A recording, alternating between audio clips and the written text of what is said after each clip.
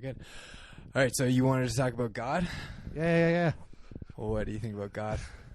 1 second. So let's start with background. Well, 1 second. I gotta change this. Is it too loud? No, I just don't like the headphone thing. Oh, yeah, no All worries. right. Yeah. So where's your background? You raised religious?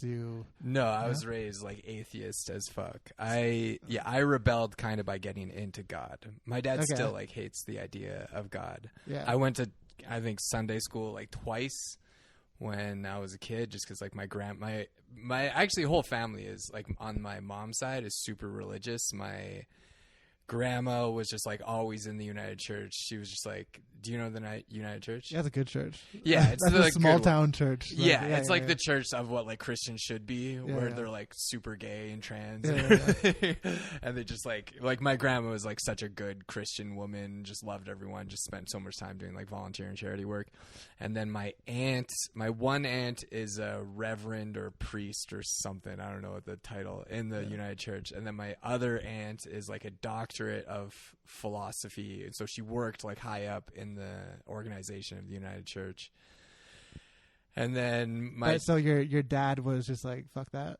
Yeah, I think my dad's parents, my grandparents on my dad's side were vaguely religious. I think they went to church a bit, but not really when he was growing up. And so, it was just like I just never had any church growing up. Yeah. So this is your mom's side with all the my mom's side did all that, and I think my mom probably would have gone to church, but then my grandpa was atheist as fuck, so my mom's dad. Yeah. And so it was never like a big thing. My grandma was just like a good person. Yeah. Yeah. When you say atheist as fuck, you mean like they're like anti-God? No, he wasn't anti-God. He just really didn't believe in it, and it made things really difficult at the end of his life because he was so scared of dying. Yeah. He was just and like had dementia, and he was just so scared of dying. And he didn't flip. He stuck to it. He stuck to it, just so scared, just like terrified every day, just terrified of just disappearing into the void. Yeah, which I don't really understand. Being scared of being in the void, like, well, if just like if you just, I mean, I guess it's like the concept of going into nothingness was like, well, if it's nothingness, you're not gonna know. Yeah, true. But I don't know, like like there's like a thing where it's like death isn't scary, just dying is terrifying. Because if you're dead, you're like you don't ever experience death, right? Because death is the opposite of your experience. Yeah, he was like specifically afraid of death. His whole like every time you would see him, he would like know how someone died. Like he would read the newspapers about like how people died in weird way. He'd be like, "Oh, someone fucking there was a plane crash." Like he was just obsessed with death, but also very scared of it. Yeah. And snakes, terrified of snakes. Snakes kill you. Yeah. My dad's the same thing. My dad hates snakes and death. It's the two things. Really? Yeah. Interesting. Yeah. So did you grow up with church? So grew up in Catholic school, which I always felt was like not that big of a thing. And then when I tell other people about like what actually happened in Catholic school, apparently it is a bigger thing. What happened in Catholic school? Well, nothing like scandals, but like you pray like 3 times a day at least, and then like the whole like having a religion class like every day, like pastors being in a school, like stuff like that.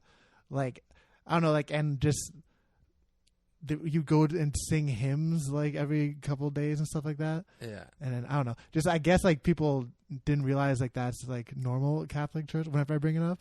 Yeah, normal Catholic school. Like you start every day saying like the Apostles' Creed and shit, which is like a statement, which is like, I believe in God, the Father Almighty, Creator of heaven and earth. Really? Yeah. Yeah, I remember being a kid and being like, Christianity makes no fucking sense to me. Yeah. Because I had no experience of it. And then just like in like grade 4, I was like making fun of Jesus or something. And then this girl, Rachel, was like, you shouldn't do that. He died for your sins. And I was like, what the fuck does that even mean? Yeah. How did he do that? Yeah. So you didn't get raised religious at all. And then you grew up and you started getting into it. So what does religious even mean to you? Oh, I'm not I wouldn't say religious. I'm like I have very like spiritual white girl new age beliefs. Okay. Pretty specific ones. So new age, like astrology? No, not so much astrology. I do think like my aunt is like a professional astrologer. Yeah. And the way I understand, like, I believe that throughout history we've had like people can contact like guides and spirits, and right now we're going through a time where like the sort of veil is being lifted between that, and it used to be a lot more open back in like, you know, the pagan days and stuff. Like when people like look at how religious people were back then, and we go like, oh, those fucking idiots, they didn't know science, you know? Yeah. I think they actually were in contact with like God and probably aliens and different like interdimensional beings and shit. And then when the fucking Crusades happened and all this shit, and they were trying to establish Christianity, all those beliefs were persecuted. Anyone who preached those beliefs were fucking killed or murdered or burned at the stake. And so like our recollection of how to interact with like spirits and different entities was forgotten. Yeah, and went underground, except for like the secret societies that still exist today and control the planet with evil demonic forces. Okay. I almost feel like when you think of like ancient like shamans or whatever, like sacrificing animals and stuff and like doing like alchemy, it almost feels like that's as close as they got to science. You know? Well, I've read about like animal sacrifices, and I do think like sacrificing an animal and I've like read about like people who've been to animal sacrifices and had this like, you know, incredible bolt of like energy or whatever. And so I think there's like some validity to that kind of stuff. I wouldn't do it, but but yeah, I mean, yeah, obviously the shit wasn't scientific back then, but I think people had a different understanding of reality that might have been more accurate in some ways and a lot less accurate in other ways. Why do you think everyone, like, because if you look at it, like all the religions start off with like sacrificing animals? Do they? Yeah, like the Hindus have like they're from a tradition like from like the Brahmins, you know, the Brahmins. Yeah. Yeah, so like a priest class that had to like sacrifice animals in specific ways and stuff like that. Yeah. Even in the Bible, it opens up, it's telling you how to, the beginning, it's like the Israelites, like they sacrifice, like you have to like cut open certain parts of the animal and smear this on the altar and all that stuff and burn it. And then like all like the pagan ones, like from what we know of what's left, like they're sacrificing stuff, Mayans are throwing stuff in the volcano. Why do you think they all have to sacrifice stuff to talk to spirits or gods or something? I think I have no fucking clue, but I think it probably does, like, I think there is like probably a release of like life energy or spiritual energy that does do something. And the way I understand reality, my white girl beliefs, is like we choose, like basically our souls are infinite, and before we're born we sort of choose what is going to happen to us before we were born. Like it's sort of a rough life path, but then we still have free will within our life. Okay. And so I think like an animal would be like, all right, yeah, I'll be sacrificed. And I think animals are like, a lot of animals that like get eaten and shit, they're like, yeah, I'll do that for my, you know. So you're like are you like a big karma guy? Because that sounds like the whole karma system. Karma, from what I've read, karma is like incredibly misunderstood as like a ledger of like doing good shit and doing bad shit. And if you do good shit, this happens, and you do bad shit, that happens. I don't really believe in like good or bad in that way. I don't believe in like traditional morality at all. I think like within a human framework, there's definitely good and bad stuff, and like you can't excuse it. But I don't think God really gives a shit. Yeah, you know, which is very problematic belief. If you go like, oh yeah, that genocide, God doesn't care. Yeah. Because I think it's up to humans to work all that shit out, and it's like. And this is why my religious beliefs or spiritual beliefs could never be applied to a political framework, is because I think life is infinite, and so death is not the end, and we have sort of agreed to what's going to happen down here. Yeah. And so but like so many religions have used that belief to justify doing the worst fucking shit, right? Right. Like fucking Buddhists and shit, like, you know, feudal Japan, where they would just kill people and be like, whatever, they'll just get reincarnated. And it's like, yeah, but you still shouldn't fucking just cut that guy's head off for looking at you wrong. Why shouldn't you cut off their head? Well, because I think, like, have you ever heard of Ken Wilber? No. He has this like idea of holons, and so it's like, it's basically concentric circles where like, so everything like within the smallest circle, that's like human life, right? Materiality, rationality, what we can see and experience. And then the next level is like a soul level, and that's like, you know, takes into your energy systems and psychic systems. And then there's like the spirit level when we're like all connected, and then above that is like the God level. I'm paraphrasing. I don't know how many holons there are, but it's like you still shouldn't do bad shit basically just on a human level. And like you can have your framework can just be like, okay, let's do good stuff just on the human level, you know? So that's why you shouldn't kill someone for looking at you. So do you believe in the what do you call it, the what levels? Holons. Yeah, I think so what would make you believe in that as a concept? Like, you think that's like a truth of how reality is structured, like there's these levels of holons? Yeah, well, I don't know if he's really talking about a structural analysis of reality. More so, it's not like, oh, we're made of holons. It's like it's like lots of people said. I heard Tom Waits say once, like, there's no such thing as the truth. There's only truths. And so something can be true on one level, but then if you expand out on another level, it's not true, and there's a larger truth that like encompasses it, right? Okay. Like, so I think like ultimately we're all God. Like, to me, God is just everything. Everything in existence is God. So it sounded very Hindu.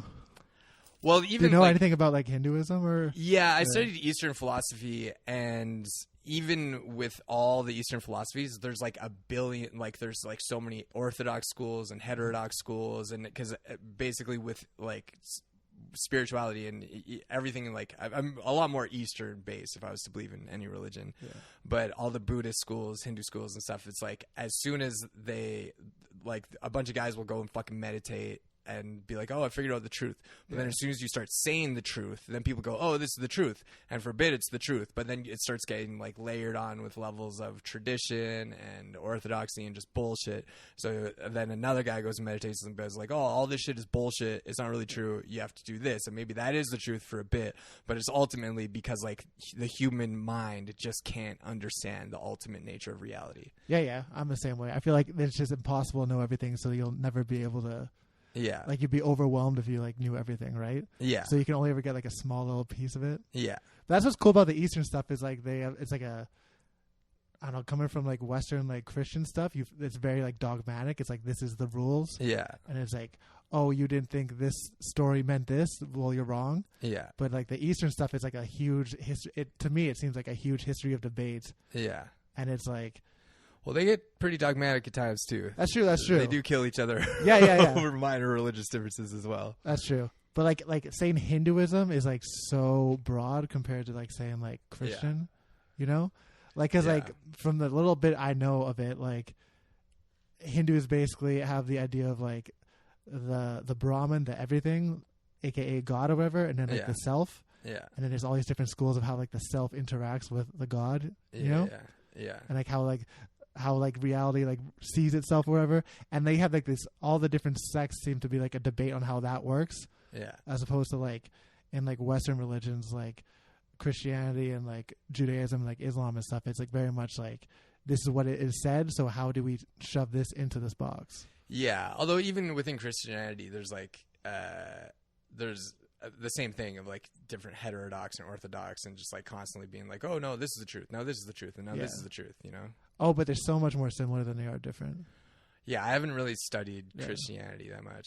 I don't really give a fuck. So like, this seems so. I think it's because like if fucking, because you come at Eastern religion generally later in life, because it's not as prevalent here, and so when I was just like a young kid, fucking be watching South Park and stuff, you'd be like, fucking religion's so fucking dumb, you fucking dumbasses. But I think there's probably some elements of truth to it. I don't know. The Bible just seems like, I haven't read it, but there's just so much stuff in there that seems like insane. Yeah. But also I do like, have you ever heard Neville Goddard? No. He's this like Christian mystic kind of guy, big law of attraction dude. Yeah. And he was saying that like the Bible is basically like a metaphor for psychology. And I think I've heard this, and it's like I'm cutting you off, but it's like it's like at the beginning God is like a guy, and then they slowly realize that voice is in their head. That thing? Yeah, I think so. Yeah. So this is maybe it's a different guy. I'll tell what I'm saying and you say what you're saying. There is a theory where like the Bible is like at the beginning is like people don't have like the idea that they have consciousness. Yeah. So they just walk around and like the voice in the head is telling them to do stuff. Yeah. So it'll just be like, oh, that must be God telling me to do that. Yeah. And then like in like ancient Athens or whatever, it's like, oh, Athena told me to do this or whatever. Yeah, and then they start to have like an internal monologue. Yeah. And then there's like a stage where it's like they're talking to God. Yeah. It's not just being directed. And then it goes on further, and then God becomes less like rigid. Yeah. And it becomes more all encompassing. Yeah. Is that generally? I don't know. I mainly listen to him. Actually, it might not be Neville. I think it's Neville Goddard. But yeah, he basically is just like I listen to a lot of law of attraction bullshit. Okay. Do you ever listen to that? I had a phase of that. Yeah. You got out of it. Yeah, like Eckhart Tolle or whatever. Eckhart Tolle is not really a law of attraction guy. No, Eckhart Tolle is the power of now, dude. Okay. Eckhart Tolle is like, because like there's a lot of spiritual people who are like enlightened or whatever think that law of attraction is kind of missing the point, because law of attraction is very like sort of selfish and it's all about desire and like what do you want to manifest in reality. Whereas Eckhart Tolle, he's talked about law of attraction before, where he's like, yeah, I mean, you can get this. She's like, it is real because just your thoughts do create your reality, which like on a very fundamental level, I think is undeniable. Everything in reality was created by someone thinking it. But he is like, yeah, but it doesn't matter because like just fucking, you should be focusing on spirituality, because if you're actually focused on spirituality, like all the things you want is just because of the mental state you think having those things will give you. Which is true, which is why fucking rich and famous people all go insane, because it doesn't actually give you that mental state. And if you're a tortured mind before, you'll be a tortured mind after you get it. Yeah. Which I've seen a lot. Yeah? Yeah. So here's a question. Define, I don't know if you did, but define like spirituality. Like my idea of like how I'll define spirituality or religion or whatever, is how I try to like encompass it, is it's like a philosophy and a practice. Yeah. To me, like, honestly, oh fuck, sorry, I gotta plug my computer in so it doesn't die. That's a very good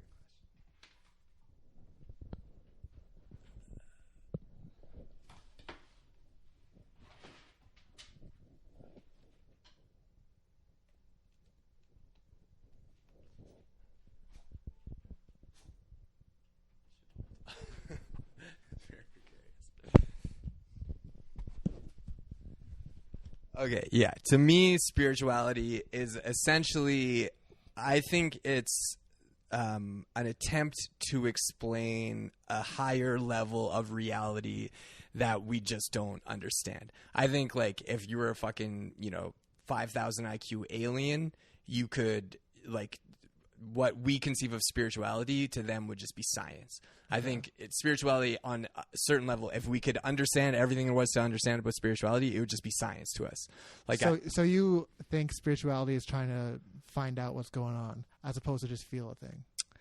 Well, I think it's got as many definitions as there are people who believe in it. Like, right. I think a lot of people take the metaphors just literally. But I think it's all just a metaphor to sort of explain something that our brains can't grasp. Just like we can't fully grasp that time doesn't exist, right? Right. Because it seems like it exists, but you've only ever been now. Yeah. But it's like, but 5 seconds ago was 5 seconds ago, Yeah. And it's like just the way our brains work, we don't actually understand the nature of time, which is all happening in one moment, which I still don't get, right? Because it's like, what do you mean? You experience it linearly. But so like spirituality is like basically what I think spirituality is like on one level is I think humans and Earth is a very, very dense vibration. Okay. And then spirituality is like interacting with things that are much higher vibration that we can't experience because we are in such dense vibration.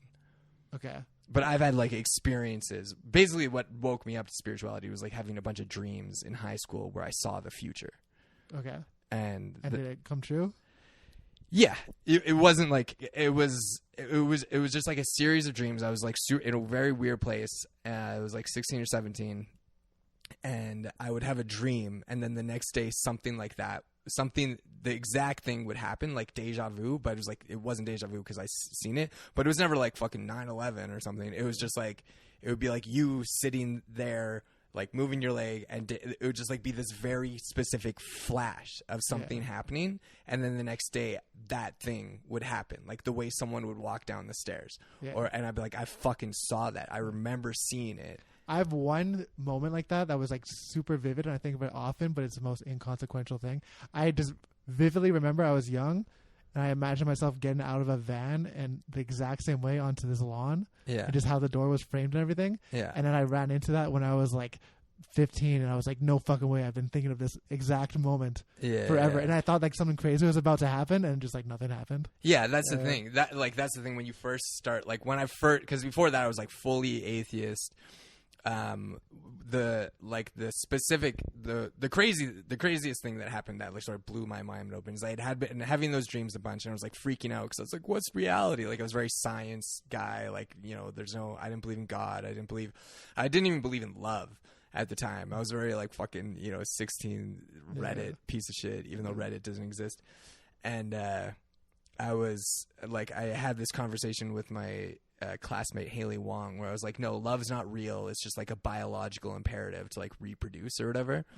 And then I had this dream that I was with my cousin who had died, and like when she got cancer when she was like 7 or 8 and died, and in the dream I was with her and like just felt this overwhelming surge of love, and I was like, oh, this is what love is, like caring about something so much that you would easily die for it, right?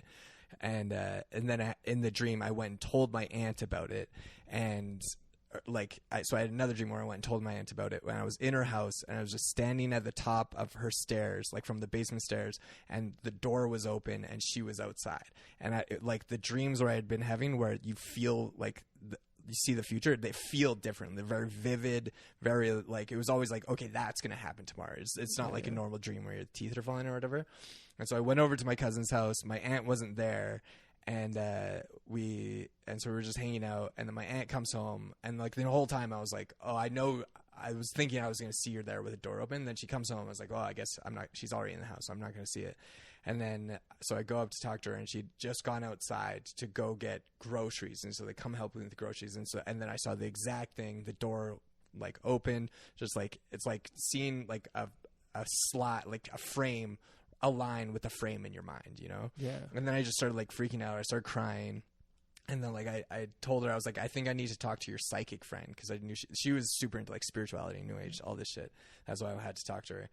And she was like, and I knew she had this friend who was like psychic or whatever.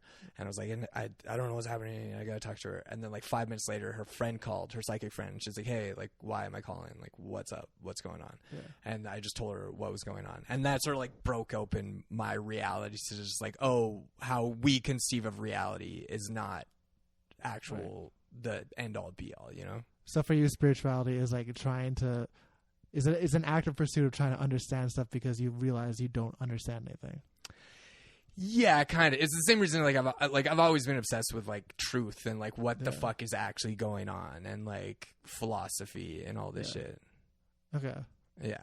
So when you go to like the psychic, are you going there being like, I want to experience the other side, or you like explain to me the other side? It's usually when I need help in my life, because like despite, you know, my psychic powers or being able to see the future, my life has been incredible. It's just been so much addiction and like fucking setbacks and like not knowing how the fuck to like make my life move forward. Like I've been sort of in the same place since I like turned 17, and it was always because of fucking alcoholism. But I don't even know if that's the case. I sort of think like maybe I was just meant to go through this, because like I knew I was like, you know, smart or whatever. I could have gone to university. I could have like had a decent job while I was, you know, even pursuing stand up, or I used to want to pursue music or like all this shit. But I just couldn't ever get my life to fucking move. And so every time I've gone to see like you know, any type of spiritual person, is always like, what the fuck is my problem? See, that's so funny to me, because I don't know if maybe like a lot of new age people are like this, but I've had past hippie phases or whatever, or doing LSD with hippies and stuff. it always seemed like for them spirituality was just like, I don't know what it is, I just want to feel the vibe. And you're very much like, spirituality is like, I'm trying to figure shit out. Yeah. Which is like me coming from like the Catholic background. Catholic is like, we figured shit out. This is what it is. Yeah. This is like the systematic way to live your life. This is a systematic way of how things are. Yeah. And for me, like leaving that is more like, I don't think this is true. I think this is a metaphor of how people experience a thing, and experience is like the actual goal. And then you're the complete opposite, but it's not religious based. No, I mean anything like because I do agree with like the idea that it's like as soon as you put it into words, like Buddhists is like as soon as you put it into words, it's wrong, right? Yeah. Like, and so if we could just understand reality, if our brains could fully grasp and understand reality, like I've had like this one time I was meditating. My aunt was teaching like a meditation course, and no one signed up. She just moved to Victoria, and I did. It was the first time I'd ever meditated, and so she was doing this guided meditation for just me. And I fully had an experience of no mind that again changed my understanding of reality, where it was just like my brain completely dropped out, and I experienced that like the actual ground of existence is pure bliss. Yeah. And everything we think we want is just to feel that feeling. What we actually want is peace of mind. People go, I want money. I want this. Is like, if you could just walk around feeling like that, you wouldn't give a shit about money. And a lot of people, when they go through like an enlightenment experience, they can't even function. Like Eckhart Tolle, when he had an enlightenment experience or whatever, he just stayed on a park bench for like 3 years feeding birds. Because you can't handle it, right? Yeah, because you're like, why would I do anything else? And then like when he would run out of money, he would just walk into a convenience store, buy a lottery ticket, and win like fucking $14,000. So what do you think peace of mind is then? Because do you have the idea, like I kind of have the idea, and I think a lot of spirituality and religion or whatever has this, where it's like almost like the things in the world is separating you from the important thing, which if you're meditating, you're sitting there and you're getting rid of your thoughts, you're getting rid of like in the moment you have no drives or whatever, there's nothing but your pure thought. Yeah. It's almost like that's like your essence. Yeah. And you go back to the world and it just fucks it up. Yeah, exactly. So do you think peace of mind is the same thing as God? Is that the direction you're heading? Well, I think God is everything. Okay. So God is like you can't separate God from not God, right? And that's very problematic for people, because you'd be like, wait, the most horrible things in the world are God? And it's like, yeah, it's all God. Everything is God. Your thoughts, your good thoughts, your bad thoughts, it's all God. Yeah. Because it's indivisible. You can't separate anything from anything else. Yeah. And existence just is. There's nothing outside of existence, because how could there be something outside of existence? It would have to not exist. Well, the argument for that is like there's the necessary existence, which is like so there's the idea of like, and I'm going to talk on my ass about like this Eastern like religion stuff. I've been doing, yeah, okay, cool. So like, for example, in like some schools of Hinduism, there's like the Brahman, which is everything, the way you're describing, and then there's like the self, which is like your perception of it or whatever. Yeah. And then they have different ideas of like the self is God experiencing himself, or is the self trying to get over to God like that? Like, and that's like the whole like thing where like, is everything the same thing? How can everything be the same thing if I can experience it? Am I separate from everything? If you know? Yeah. And then the religion kind of based one, like people who believe in like an actual figure, like a lot of the philosophers of like religion, they have a necessary existence where it's like, if everything is dependent on each other, then on like if you zoom all the way out, everything is the same thing. So there is nothing. Does that make sense? And for there to be something has to exist based on its need to exist in the first place. Oh, it doesn't make any sense at all. You might have lost me. Yeah. Okay, so how do I get into this? Like for existence to exist, there has to be non-existence. So here's a metaphor I heard once. So it's like you picture a ball. Picture there's nothing at all. Yeah. There's nothing at all. Like a big, not even a white space, just nothing. There's a ball. Yeah. So is that ball moving? You can't tell, right? Yeah. Until there's another ball. Yeah. And then that ball, you can only see if it moves in relation to that other ball. Yeah. And then is that ball going up or down? Yeah. And then you need another ball to do that. Mm-hmm. So the thing that actually exists is the reference between the balls. Yeah. But for everything, if everything is dependent on a reference to something else, then it's the same thing, sort of. Does that make sense? Because it's nothing without the other thing. Yeah. Exactly. So for there to be anything, it needs a reference point that's outside of itself. Yeah. And that's like the necessary existence. Yeah. Well, also, like, the same way that time doesn't exist, I don't think space exists. Okay. Right? Because think of it, you've never been anywhere but right here. Yeah. You know? And you've never been anywhere but right here, right now. Everything that's happening is right here. Yeah, yeah. Anyone who's experiencing it is right here. And it's like, yeah, well, it's over there. Well, go over there. Where are you now? Here. Yeah. You know? Yeah. But all that stuff, I think, like, the human mind just can't really fully grasp the actual nature of reality in that way. Yeah. And it probably has all sorts of, like, contradictions based on our understanding of physics and shit. Yeah, yeah. Have you ever read Camus? No. I've read, philosopher-wise, I've read a lot of Nietzsche. Yeah. I don't know how to say his name because I've read it. That's I right. didn't say it out loud. Nietzsche. I'm brushed up on like some like Plato and stuff or whatever. Yeah. Not a big philosophy guy anymore. I tried to get into it when I was younger, and like, unfortunately, they're bad writers. Yeah. You know? Yeah. Nietzsche was interesting because, like, a lot of philosophers, I'm like, you just never got laid. Yeah. And that was Nietzsche. He probably got syphilis from a prostitute. Yeah. But a lot of them, I'm just like, dude, you just need to fucking chill out, get laid. Yeah. And so much of Western philosophy is because it is just like that's why I like Eastern philosophy more, because it's just like guys meditating in a fucking cave or whatever and being like, you know, what is the nature of reality? Although Plato is sort of a bit more like that. Socrates, Aristotle, they sort of deal with the nature of God. I actually don't know if I agree. And who the fuck am I to say that Eastern stuff is like them sitting there trying to think of what is the nature? I think it's more them trying to experience what it is. Like a lot of Buddhism is about meditating, like separating at the world away from you or whatever, being in the now and all the stuff you're talking about. But I don't feel like that's in the pursuit of trying to find knowledge. I've read a lot of like Buddhist scripture stuff, and like you were talking about like the second you can say the thing that's not the thing. Yeah. That's like a core. That's like the opening line of like the Tao Te Ching for like Taoism and Taoism. The truth you can say is not the truth. Yeah. The way is not the way. So I don't know if they're really trying to, I feel like it's actively not trying to figure it out. Like Taoism itself is like the in action where it's like you're doing stuff without the choice. Yeah. Yeah, I think it's both. Like, I've read a lot of Buddhist philosophy. I read this one guy, Chogyam Trungpa. Have you ever heard Chogyam Trungpa? The names, dude, I'm not. Chogyam Trungpa was dope as hell. Yeah. He was a Tibetan philosopher who was like recognized as a reincarnation of some, I forget the title, not Dalai Lama, but some high up reincarnated guy. And he fled Tibet when China was invading and killing all the Buddhists.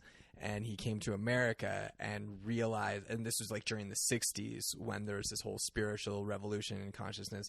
And he saw how fucking lost all the goddamn hippies were. Yeah. And so he was trying to teach, he is basically responsible for bringing Buddhism to the West, because he was the one to bring Buddhist traditions to the West, right? And explain Buddhism to a way that the Western mind could understand.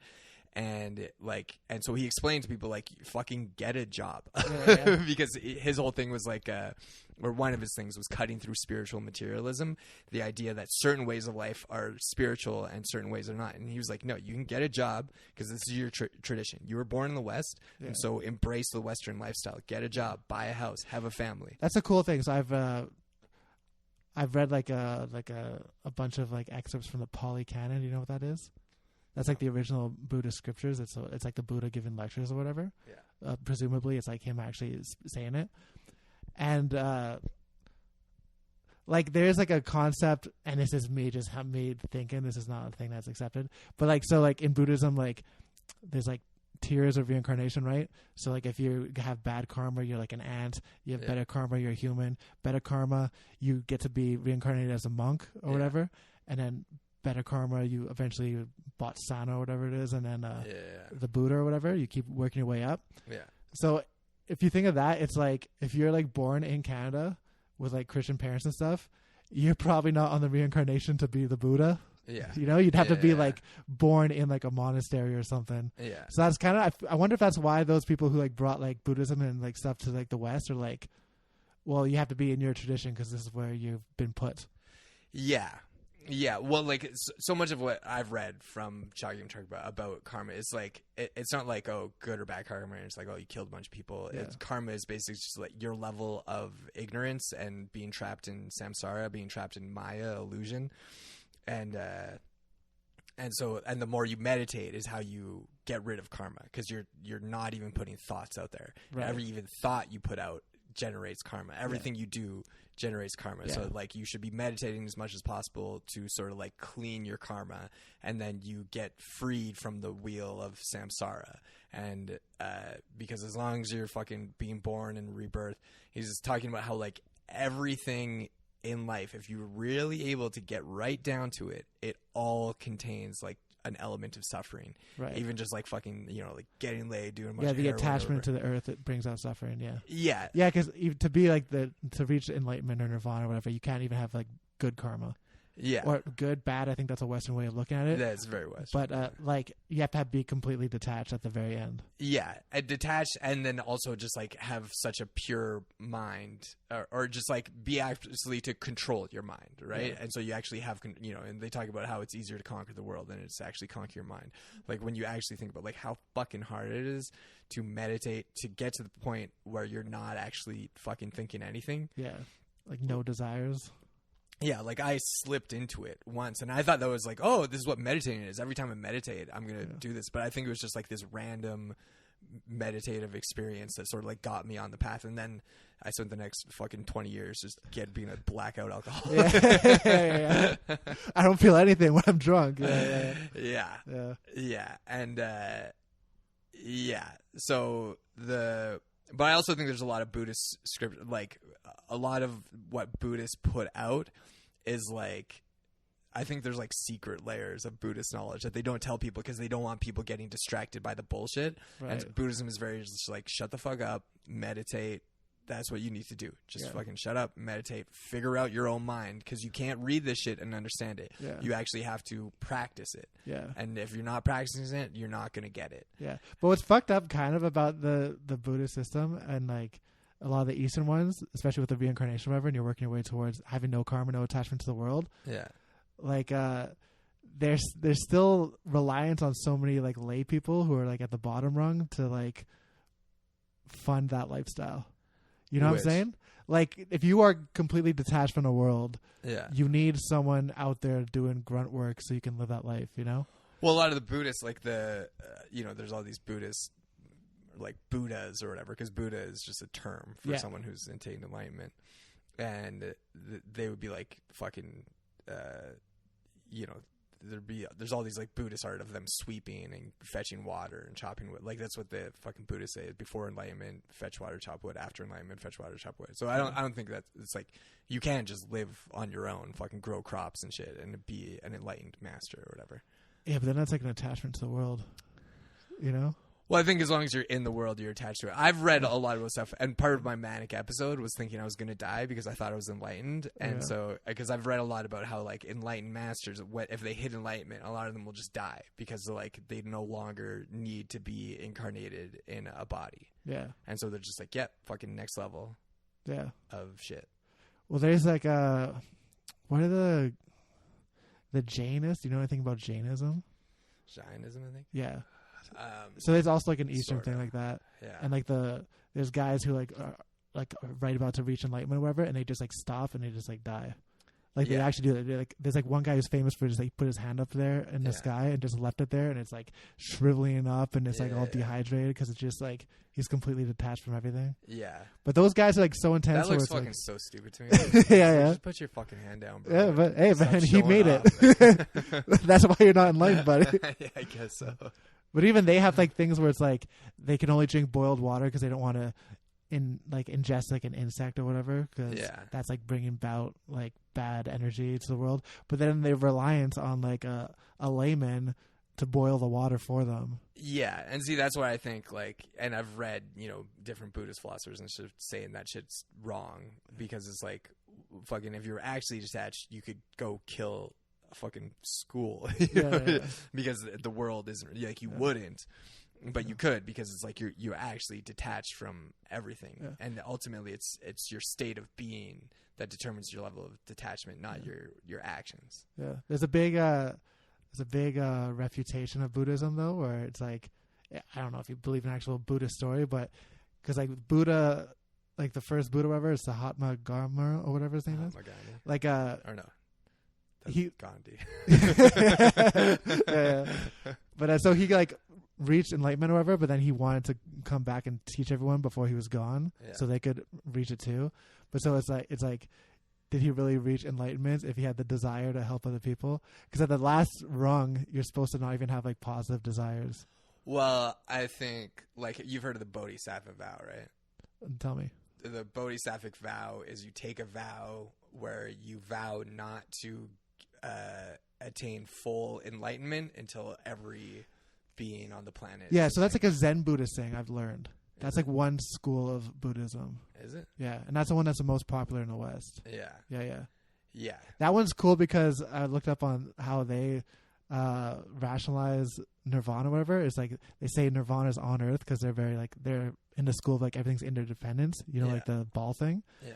And it's like if the Buddha achieved nirvana, the Buddha was part of the world, so that means nirvana is in the world, so you can achieve nirvana in the world. Yeah, which I think is true. I think it's all just a state of being, right? It's not like you have to go somewhere else. And so I think the first Buddha, like I've heard stories of. So it's a state of being. It's not a state of non-being. Yeah, it's a state of being. Okay. Because it's not a state of they detachment. get really fucked up with fucking existence, non-existence bullshit. But which I think that's like the main question is existence versus non-existence.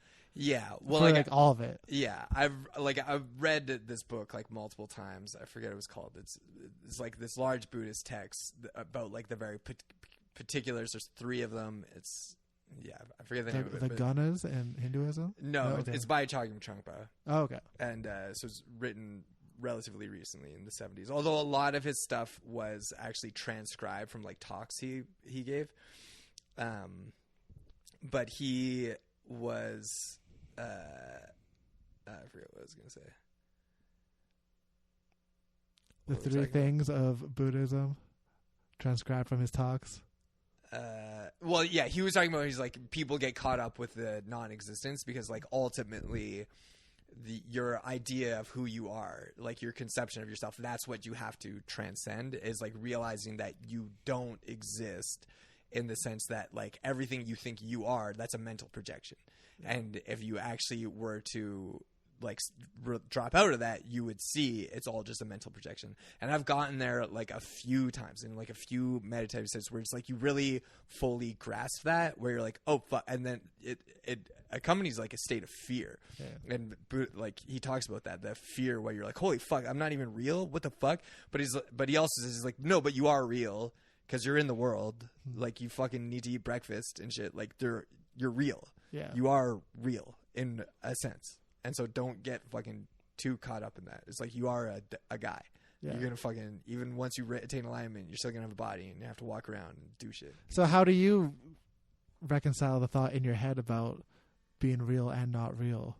Like right there, you're like, I realize I'm not real, but then you realize you're real instantly after. So how do you... Well, it's just all thoughts, right? Yeah. It's so like, and as soon as you have like, as soon as you get back to that fear of like, I'm not real, it's like, oh, then that you're having that thought again. Yeah. But if you like, and I've just had like a few experiences with that, or even just like doing drugs and like really feeling that, where it's like, well, you have a bit more control over your mind, where you're like, oh no, everything I think and all the bullshit that's just like in my head as I walk around all day, those are just patterns. And they're very subtle patterns, and that's why you need to meditate, is to actually like get on top of those patterns and realize every act you have is accompanied by a tiny act of volition. Like it is all coming from you. It's just on such a subtle level that it's almost impossible to fully realize. So you think it's coming from you though? Yeah. It's not coming from something outside you? No. Okay. No. So you think everyone is in the center of their own universe? Which is kind of true. Well, like your thoughts. I think your existence ultimately is is God. I think like once we get into enlightenment, it's like you fucking passed the level or whatever. It's like, fucking, you did it. Fucking welcome to the next level. Now you got to transcend this level or whatever, on and on until you just become like infinite oneness or whatever the fuck. Yeah. I don't really understand it, but while every thought you have, and that's basically like, even perceptions. And so like, for me to see that I'm in a body, that is a thought in some sense, or it's a sense perception. Like they talk about thoughts versus sense perceptions, but even sense perceptions are accompanied by like a state kind of volition, because you can like tune that out, I guess. I don't know if you close your eyes or but yeah, Chogyam Trungpa was dope because like in the 60s when he was bringing all this stuff over, he was sort of got wrapped up in the whole like consciousness revolution, and he was a crazy alcoholic. He died of cirrhosis. And was very controversial because he had like these fucking huge orgies, and like of course later on some women were like, I wasn't actually super cool with that. That was classic 60s spirituality. Same thing happened with Alan Watts. He's another bringing like the east to the west guy, and like he would do like tours and lectures of like universities about like achieving enlightenment and stuff, and just like fuck all the college students. Yeah, those guys are big on that. yeah. Because I think when you like, I certainly know when I'm less wrapped up in my thoughts, you have way more charisma. You have so much swag because you don't give a fuck. And so you have this like supernatural level. I think that's what a lot of cult leaders have, right? Yeah. Which, I think the level between like cult leader and spiritual leader is fucking pretty. What do you think the difference is? I mean, I guess it depends what you're doing it for. I think just the leadership role in general is the bad part. If you're really spiritual, do you think you want to lead at all? Well, and like, because in Buddhism they talk, or at least fucking Chogyam Trungpa. Almost everything I've read about Buddhism is from fucking Chogyam Trungpa. Some Pima Chodron, but I don't like the way she looks. Okay, fair enough. And so I think when you, at least certainly I have a desire to help people, even like I have a desire to help myself and like get past all the shit, but to also like, if you can transcend suffering, he talks about this all the time, is like the next step should be to help other people transcend suffering. And he talks about like why you shouldn't just go fucking meditate in a cave, because that's like, pussy shit, where it's like, no, fucking go out to the world. You're in this world for a reason. Go help people. Go fucking help them figure it out. Go be part of the world, So why do you think that is? So you keep saying like you have like a mission on Earth or whatever, and like you have to go help people. Like, why do you think you have to help people? I don't think you have to. But why do you think it's a good thing? I think if you have in your own life transcended suffering, then I think it's a natural impulse, because I think humans like once you recognize that your non-existence or whatever, and then so you see that you and the world are not separate, and so it can even be a selfish act to help people, because you're like, you're suffering, I am you, stop that. Yeah, okay, that's kind of what I was wondering, if that's like because that's like big foundational thing where it's like everyone is the same person or whatever, everything is connected to the whole, so helping someone else is helping you. Cool. So do you think you're separate from other people, or do you think you are the same as me right now? Well, it would come back to like the whole on shit, right? Where it's like on one level, obviously I'm fucking separate. When you leave here, you're going to go live your life. I'm not going to, But then on the next level, it's like, no, all consciousness is indivisible and we are all one. Yeah. Like, have you heard of Shambhala? Yeah, like not the music festival. Okay, I thought you were talking about the music festival. No, it's like in Buddhism, it's a myth of a spiritual kingdom that was just run so perfectly, and they all lived according to like these spiritual principles that basically they transcended to a next level of existence, which I think we're all on our way to eventually. But I also believe in infinite realities. So you have very strong beliefs, but like I don't really understand why.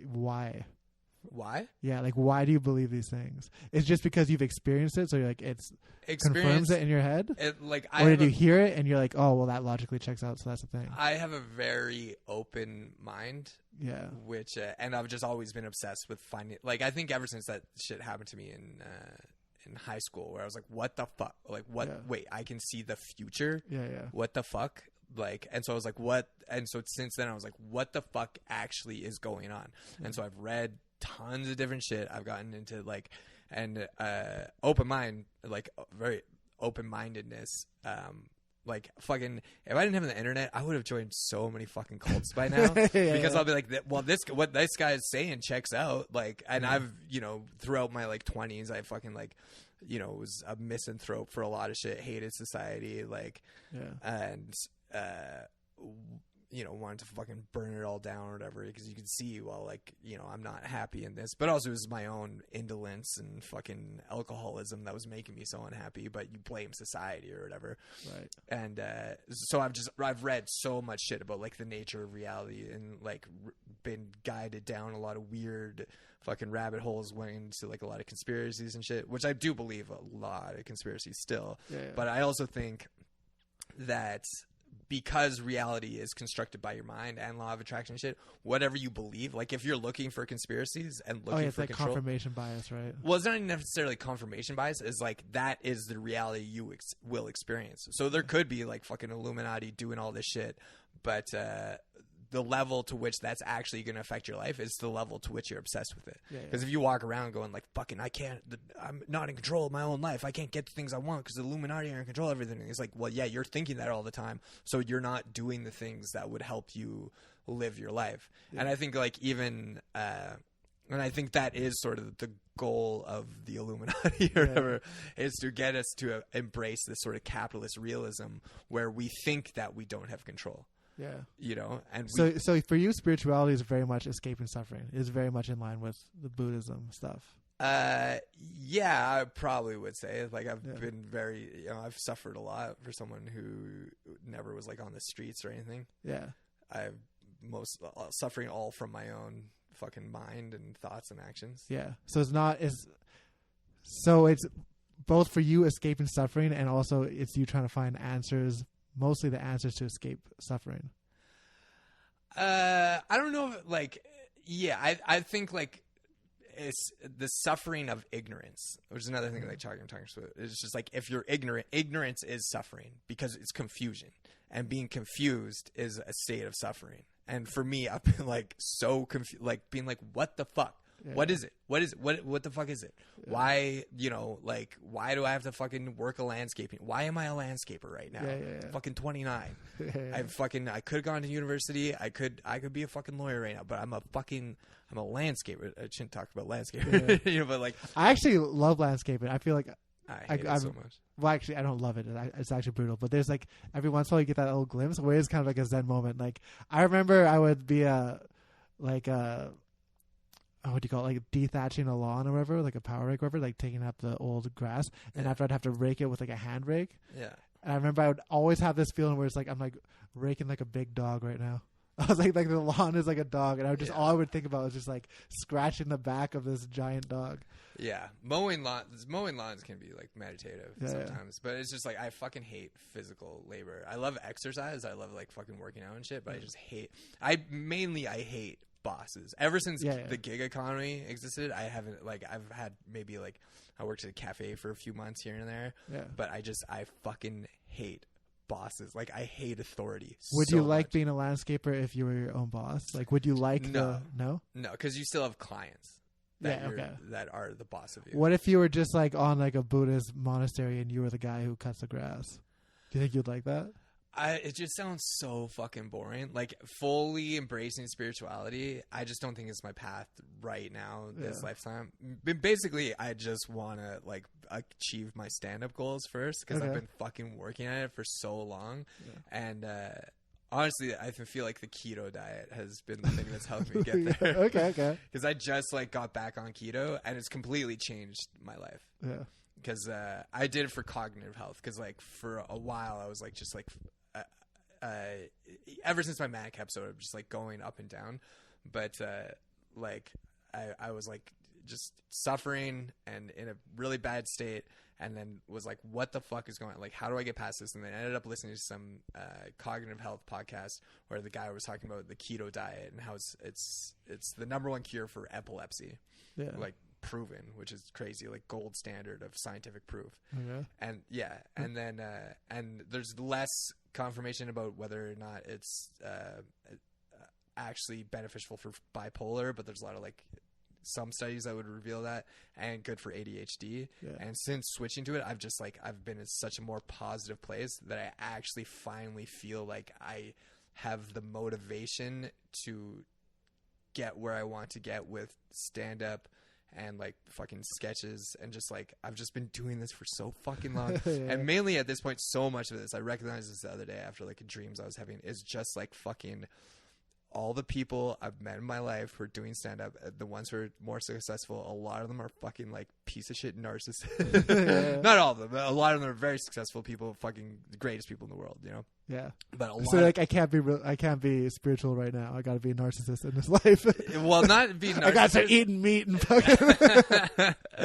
Not a narcissist. It's just like because I'm like fucking. It's honestly, it's like, okay, if this law of attraction shit is true, if you can control your reality with your thoughts, then fucking let me find out. And I'm like getting there. And I still get like very hung up on shit because I'll like fucking put out a video and I'll be like, only 2,000 views? What the fuck? Like, I want to be famous now. And it's just like, it's not even fame. It's like, right now I have a goal to like just be a successful stand-up. Because once you get to that point, I mean, it is like my interest is like, I would just fucking love to be able to wake up, fucking do this podcast, because I fucking love podcasting. I do like stand-up, but stand-up is like this constant push and pull where it's like, you know, I would be so committed to stand-up, be doing it every night, and then book like a mini tour or whatever, or even just do like, you know, a week of shows or like just go on a little road tour or whatever.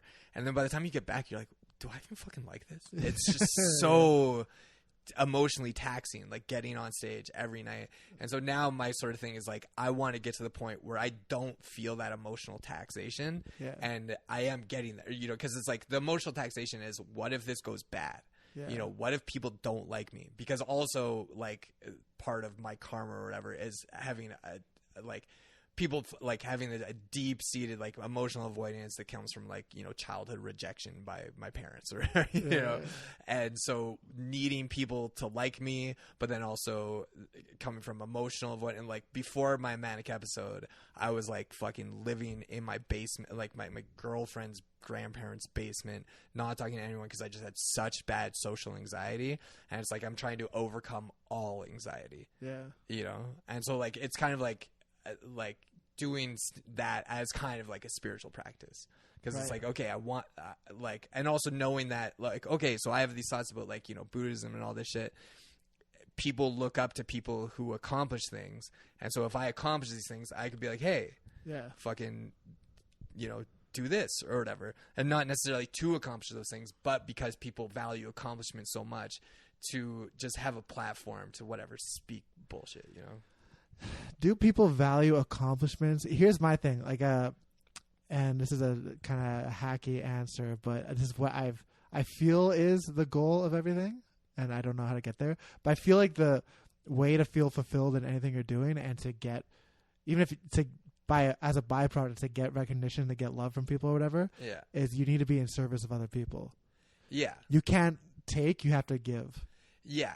Yeah, and no one wants someone to roll up and like take from them. Yeah, you know, and people will like, if you're like a famous stand-up, people are like, they're excited that you're gonna go give them laughter or something. You know, exactly, and that's what I'm trying to do is like try to make people. But then you get so caught up in like the division in between, like, you know, taking and giving. Yeah. Because it's like, it is, you do want things, and it goes in phases too. Because every once in a while, you gotta just fucking crack down and be like, it's time to hustle. Yeah. And then it's time to be selfish for a bit so you can get here, so you can give more or whatever. Yeah. But, for sure. Because it's like, especially stand-up is such a weird art form, because it is like, if you can be fully focused on the audience, then you can give them something. But then you also need to be working on your own craft to be able to give them something.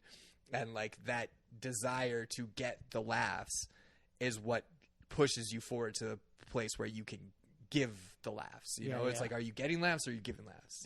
You know. It's a very weird thing. But it sounds like I don't know, it's kind of funny that you're I guess you're probably just in the phase right now where you're like, I need to get my shit locked down so then I can build something to give. Do you think that's it? Is there an end goal to give? Well, like, I would like to think that that's what I'm doing now, right? It's like even doing fucking short form content. It's like when I make a video, I like to think, because especially now with the fucking internet and all the bullshit on the internet, it's so much negative vibration, you know, of like, especially my algorithm, because I'm very I get very caught up in the gender bullshit because I'll watch stuff that pisses me off or whatever, like everyone does, and just like the hatred between men and women right now that is fucking like boiling over online, which I don't think is like reflective of reality, but I think a lot of young people, fucking like Gen Z, a lot of the young men are just so mad at women because they're fucking consuming content online. But then also you see so many fucking women just shit talking men, you know? And it's like, you guys, we gotta stop. And I think everyone in this moment is very confused about gender and gender roles and what those actually mean, you know? I don't think a lot of people are thinking about gender roles right now.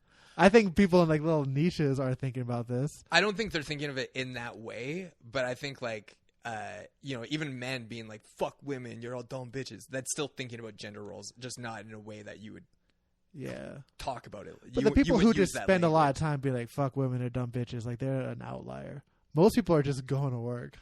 You know, most people aren't thinking about this. Like more and more young men aren't even fucking working. That's true, yeah. You know, they're fucking staying online, and then also more and more women are like working, but like I was going through like a bad phase where I was like, feminism fucking fucked everything up. Where I just like, and so I was just seeing all these videos, and then there's because people know that fucking rage makes people watch stuff. It gets passed on, and then it's like a mind virus where you start to see that in real, and it's like if you have hatred for women, and spend all day online looking at women doing terrible things, it's like, that your reality is going to be confirmed. There are a lot of really annoying women saying dumb stuff about men online. And I do think that we need to label that kind of shit the same way we label men who talk shit about women, you know, where it's like, oh, you're being red pilled, you're fucking whatever. It's like there is now an element of that just where women are getting radicalized against men and saying all this shit about like men are top, men are like evil, all this stuff. And it's like, no, both sides of those are bad. And to resolve one side, we do need to resolve the other side. Right. I don't really think too much about that, man. I think way too much about it. Way too much about it. Yeah, just because like I do think especially when you look at like what so much of the stuff that's getting taught in universities, like a lot of it is kind of this like weird ideology about like third wave feminism. A lot of the ideas that are coming out of it are just like terrible, you know, where it used to be about like, you know, equality. And then a lot of it is just like, you know, feminists or like, you know, professors just talking shit about men, about like men are evil, men are like all rapists, men are like bad. And it's like that stuff is just as destructive as some guy saying all women are like bitches who want to just be fucking, you know, whatever. But like one of it is getting taught in universities and the other is being like, you know, taught online by, you know, terrible men. And they're both just exploiting, you know, people's weaknesses and vulnerabilities, because I think like hatred for women and hatred for men is so like Louis C.K. had a bit about it, prominent feminist. He was for a while, but he was like the guy. He was like the feminist white privileged guy. Well, like because he didn't embrace all that stuff where it was like with all the, you know, whatever would be defined as like wokeness. It's like, they do have a point a lot about a lot of stuff, but then a lot of times like their answers for how to deal with it are just misguided or whatever. I feel like here's a super ignorant, maybe head in the clouds way of doing that stuff. Is like just all hate is bad. Exactly. It's just like, and feeding into it's just bad. Just try to focus on loving people and giving back instead of and like as soon like because when I get into like a dark, you know, rabbit hole of you know, fucking focusing on that bullshit is like you then start to focus on it, and then but as soon as you go outside and get off your phone, it's like, no, people like women don't hate you. fucking, it's just online, and you can spend all day online. And I'll like, if I'm in a really bad place, I will. Just like watching all like, women saying terrible things about men.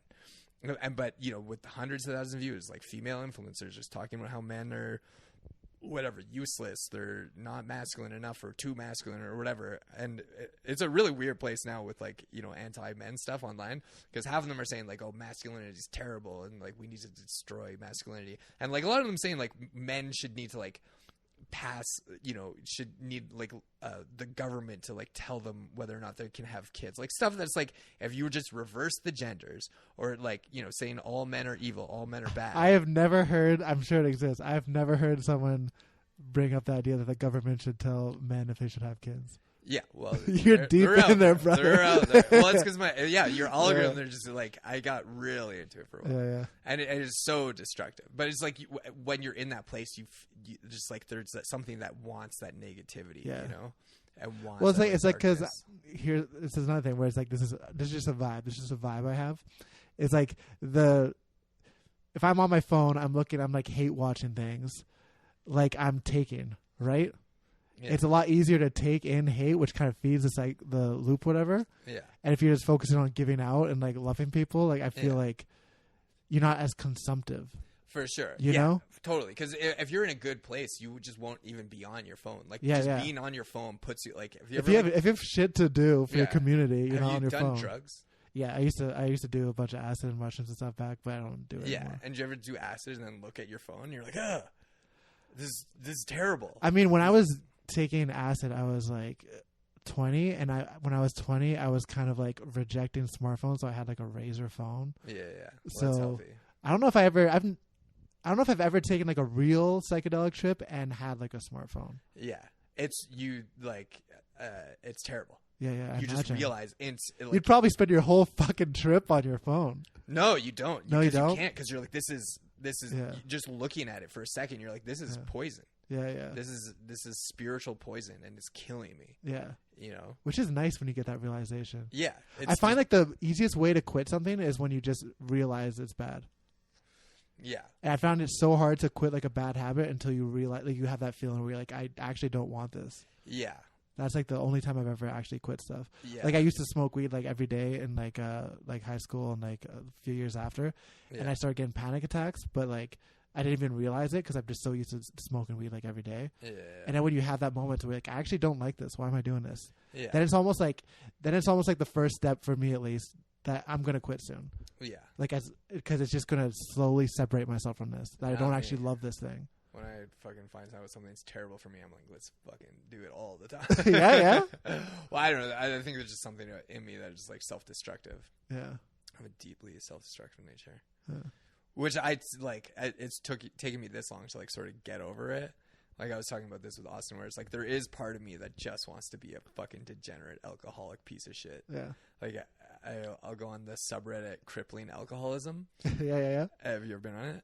No, but I can imagine it. It's just people who are realize they're alcoholic pieces of shit. Yeah. Their lives are terrible, but they're just like, I'm not gonna stop. This is who I am. I've romanticized being an alcoholic in my head, but I can't do it. Have you ever been an alcoholic?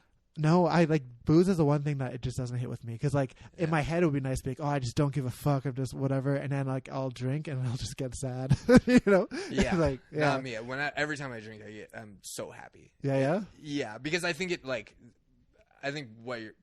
when you're talking about like spiritualities and I attempt to alleviate suffering, is I just think so much. Like I'm such a fucking deep thinker, which like sounds cool, but it's just usually a fucking pain in the ass. Like I'm just always fucking thinking, and so as soon as I drink, it's like it relieves the thoughts away. And then I get in touch with like the essence of whatever, and I just like I get so happy that I'm like, finally the fucking thoughts are gone.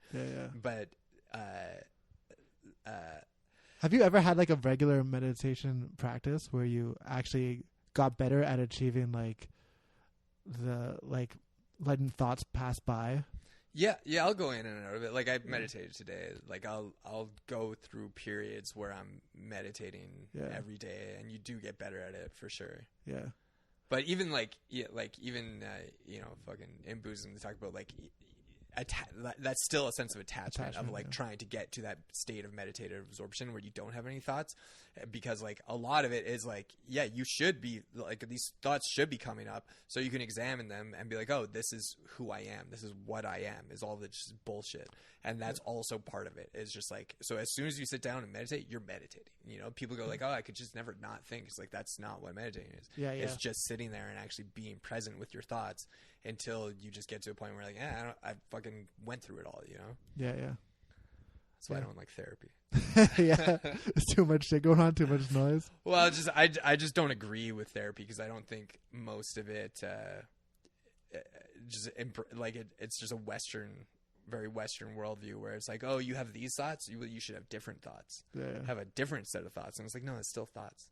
And fucking improving your life is still just attachment to a different sense of life. Yeah. Sometimes I feel like there's a point to that, though. Like, I've heard, like, if someone has, like, a drug addiction or something, like, a really good way of them getting off is getting them, like, addicted to, like, exercise or something. Because they're always going to be addicted to something, so you just flip the... Yeah. Well, I've definitely gotten into, like, exercise addiction, too. But never, like, full... I mean... I've gotten full into exercise addiction, for sure. Oh, really? Yeah. Well, you look it. Yeah, thanks. Like, one time I, like... went on like an extreme diet to just get as shredded as possible, and at the end it feels like self-destructive. It feels like it's very much like, I feel like shit, I've only eaten like turkey today. And it's like, also you get to the point where you're just like absolutely shredded. I've never gotten like absolutely shredded, but I've gotten to a point where I'm like, you know, people like, oh fucking you got abs or whatever, and then you're like, okay, I'm here, I'm still just... No, see, for me, when I was doing it, I just kept going to like the point where it's like I probably would have became like anorexic or something if I just didn't cut it off. But do you know what I mean? Where it's like, once you like reach your goal, like, did you ever felt like, okay, I'm shredded enough? No. Oh. I was just like, okay, now it's time to stop doing this. Yeah. See, I sort of feel like where I'm at right now, I'm like, I could get more shredded, but for me, it's always been like, in my relationship to other people, where it's like, people will like me more if I'm shredded, and which is true. People do like you more when you're thinner. People react more positively to you just when you're more attractive in general, right? Which is like, a lot of people who are overweight and have weight problems like get really like fucked up by that, where it's like, oh, you lose weight and people are nicer to you. And it's like, well, yeah, people are nicer to the people they want to fuck. That's just life. And like every part of our like grooming and stuff is sort of tailored around that. Like, there's a reason you shave and brush your teeth and to become more presentable. The more presentable you are, the more like aesthetic beauty you have, the more people will appreciate you. Okay. Which is like, you know, I don't know if it's good or bad, but I forget. I think it was like Nietzsche, maybe, but or some fucking French asshole or something said like, if you crush a roach, you're a hero. If you crush a butterfly, you're a villain. Even like all ethics have an aesthetic value. Okay, yeah, I've heard that. Yeah. But so you never read Camus? No, I haven't read Camus. I was just talking to. I think Camus, in terms of Western philosophy, Camus is. Is he the Myth of Sisyphus guy? He is the Myth of Sisyphus guy. Is he also like The Stranger or something like that? He also read The Stranger. Okay, yeah. I've tried to read them both, and I just couldn't. Yeah. When I was younger, maybe I'll go back to it. The Myth of Sisyphus is rough because like it opens with things like, the only real problem you need to think about is, should you kill yourself? That's the only question there is, really. Should you? Why not? Yeah. But all those thinkers like Sartre and fucking Camus, and just like the wave of existentialists. Although Camus said he was an absurdist, not an existentialist. He thought existentialism was dumb, but they basically arose as like their philosophy. A lot of it was a reaction to World War II and being like, well, how could God let this happen? Like, fucking, this shit was so horrible. Why would God do this? That's a thing that I've realized is like people's religion or spirituality is you cannot separate it from the times that are in. Yeah, 100%. It's almost like a direct reaction to it sometimes. Yeah. Which so much of that stuff was like existentialism was being like, well, obviously God's not real. Look at fucking the Holocaust. And like so much philosophical arguments around God do come back to like, well, why did the fucking Holocaust happen? But Camus, his whole thing was like, we just don't know. We don't know if there's God. We don't know if life has meaning. You can't know, because how can you fucking know? You can't know. And so that's why I feel like I feel like the real religion is agnosticism. Is that just like, I don't know if there's a God? I feel like no one knows if there's a God. Yeah. Well, that's like the longest standing religion in my head. Well, for me, because of just the experiences I've had, I'm like, obviously there's something more out there than just what we can experience through our, five senses. Yeah, yeah. Just like seeing through time or just like, and the more I and I've had just different meditative experiences where I've just like experienced shit. Yeah. So do you think like God or whatever is just that which you can't understand? Because you keep saying like there must be something out there because I don't understand this. I think it's everything. Okay. I just think God is everything. Okay, that's my conception of which. But then I also believe in like spirits, which are like entities that are in a different vibration that we can't fully explain. It would like be like the way I think of it is just like humans thinking that we can fully understand reality is so dumb because it's like you look at a chimp who like try to explain calculus to a chimp. Yeah. You just can't. And it's just like, we're not that much smarter than chimps, And so to think that our dumb little brains could fully grasp all of reality. And even when you look, it's like, well, look at our five senses, our 5 sense perceptions of the world. How could that fully, like, we know, like, we can only experience a very tiny spectrum of the light, right? And sound, all of this shit. We know there's all this shit that's happening and we can't experience it. Fucking crows, I've just read this, are actually rainbow colored. You know that? Crows are rainbow colored? Crows are rainbow colored. Just it's outside of a spectrum of light that we can't see. Okay. And some animals can see them as like rainbow colored, and that's why they kind of look like greasy to us. Yeah, yeah. It's because it's the light shimmering, but they just appear black to us. Huh. And so like spirits or whatever, angels it's just like entities that we can't fully experience. And I think like that we have like guides or like, and so I believe that life has meaning and purpose and all this stuff, but ultimately it's like, well, you can't ever really know. But so Camus, I agree in terms of Western philosophy, I agree with Camus the most because Camus' whole thing was like, you can't know.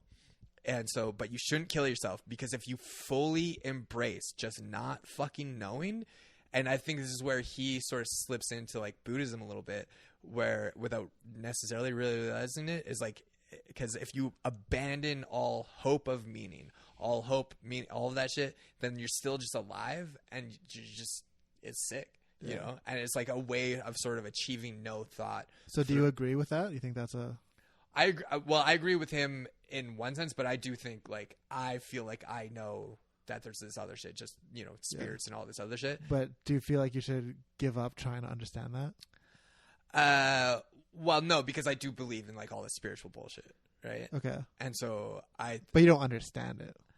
I think I understand. Like I listen to. You think you understand like the parallel beings that are here with us, but we can't see them right now? You understand them, or you just think they exist? I think they exist, and I think I've had contact with them and stuff. Yeah. That doesn't mean you understand them. No, not fully understand it. But like he's saying, he wouldn't even say like, oh yeah, you can. There's definitely spiritual beings and stuff. He's saying like, you can't fucking know anything. You can't know shit. You don't know if life is meaningful. You don't know anything. And so just embrace that. Live your life in the absurd. And in that absurd, there is like a sense of freedom. And it's like there's a joy from that, and an inherent joy. And every other philosopher who, like Kierkegaard, sort of had the same thing, whereas Kierkegaard was like, we can't understand reality. It's just too fucking confusing. And that's why you need to take a leap of faith towards God and believing in God. And then Sartre was like, life is meaningless, which again is fucking stupid. This is why I get so pissed off at atheists. Because it's like, how the fuck do you know? You don't know.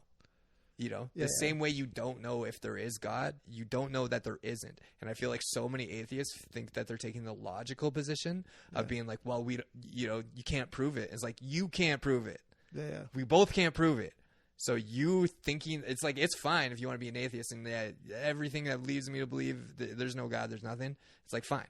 But then to think that's a logical stance is just as irrational as saying, oh no, Jesus is definitely real. Okay.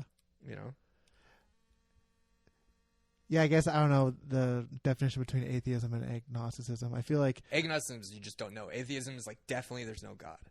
So that, like, I don't know if the average atheist actually is like, I'm 100% confident I'm right.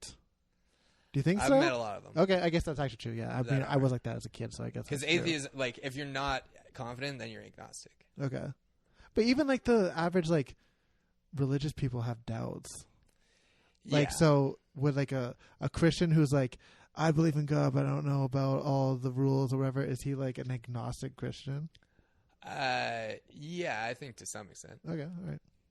Or if you're saying, that's why I think everyone's agnostic. I'm not. You're not? I fucking know. You know? Okay, all right. Well, I have beliefs that I'm like, these are for sure the beliefs. Yeah. Have you ever heard? This is like the craziest thing ever. But this is only crazy because this guy's on YouTube. Yeah. There's this guy Daryl Anka, who is a channel for an alien entity called Bashar. Okay. He's a channel, like he's like a spiritual channel? Spiritual channel. Yeah. For any channels, Bashar, which is a alien race, or he's a member of an alien race called the Asasani, and they are kind of like guides for humanity. And fucking listen to him, because like listen to like 5 hours of his shit, and you're just like, you're like such an investment. Well, dude, just 5 hours of the channel of Bashar. I listen to it every night when I go to sleep, just because it's like I just like listening to shit. That's not a great idea. That's not a great idea to fall asleep to Bashar, dude. No, because like basically what he's saying is like, all the stuff he's saying is just good shit, where it's like, even if it's full of shit, it's still, he's not being like, fucking sell all your money, move to, give us whatever. It's just like basically saying your state of being is the most important thing. Like if you want to like attract your reality, your state of being is the most important thing. And so don't like, because he does talk about law of attraction, people trying to get to the reality they want. And he's saying like the way to do that is through your vibration. And that makes sense to me, right? Like, and that's a lot of the law of attraction bullshit, is like, if you're in a good state, you do feel like your vibration is higher. And when I think of my life, every time I've been in a positive place, good things happen. Every time I've been in a negative place, bad things happen. I've never been like super negative and all of this good shit was happening to me, Okay, I have. Like, I mean, like, I don't have like the most suffering in my life, whatever. But I've definitely been like in a negative headspace when obviously everything around me is good right now. But like, there's good, but like, were you like getting new experiences that you wanted and stuff? Because it's like, we live in North America. Everything's basically good all the time, But it's like you'll just have less positive things happen to you. I feel like you just don't give a mind. Like, good things are happening, you just don't pay attention. Yeah. It's like if you've ever been at like a party and you're like, oh, I don't want to be here, I'm all sad. Yeah. But it's a good thing that everyone's getting together. It's a good thing that people invite you out to the thing. It's a good, Yeah, that's a good way of putting it. Yeah. But anyways, so what Bashar says is that we basically exist in a multiverse, and like we don't actually move through time. Basically, like we shift through billions of realities every second. Yeah. And so, and our state of consciousness is what guides us through those states of reality. Yeah. And so you can go to any reality you want basically through your consciousness. And so if you're like, that's what he's talking about, if you're obsessed with conspiracy theories, which I have gotten obsessed with conspiracy theories, because those are fucking real. Okay. Did you ever look into the WEF, dude? The WAF? WEF, World Economic Forum. No. We don't need to get into it. Okay, the one like kind of crazy thought that I have no evidence for that I believe in is that time has just happened, that you just experience it in slides. Like the same thing you're talking about. Yeah. Like I do very much feel like the past and the future is happening at the same time. Yeah. And it's just how I experience it is. Yeah. Time's a flat circle. Because you're only ever now. Yeah. Yeah. I 100%.